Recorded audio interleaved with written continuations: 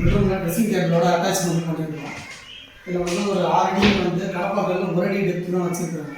Customer report பண்ணி அதை வந்து பத்தலை, எங்களுக்கு இன்னும் கொஞ்சம் எக்ஸ்டெண்ட் பண்ணி கேட்டுருக்காங்க.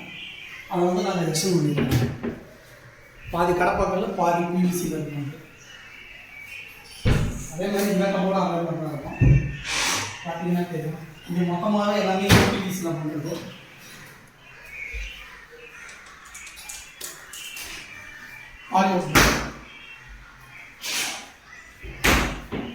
இந்த ஹேண்டில் கீழே எல்லாமே வந்து எஸ்எஸ்ல தான் இருக்கும்.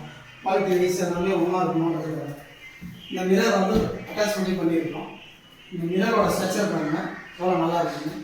ஃபுல்லாக பர்ஃப்யூமு பவுடர் எல்லாமே வச்சுக்கலாம். அதில்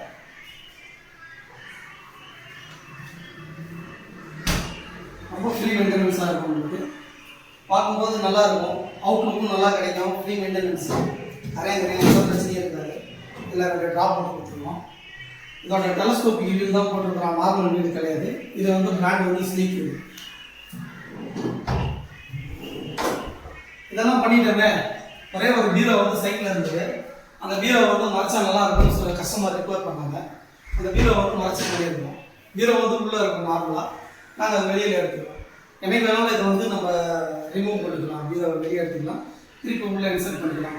இன்கேஸ் நாளைக்கு இந்த பீரோ வேண்டாங்க, எங்களுக்கு இந்த பிவிசியில் ரேக் போட்டுக்கிட்டோம்னா அதுவும் நாங்கள் ப்ரொவைட் பண்ணி கொடுத்துருவோம். இந்த லாப்டும் பாருங்கள், எல்லாமே எஸ்எஸ் ஹேண்டில் தான் போட்டுருக்கோம். Full and full UPVC material.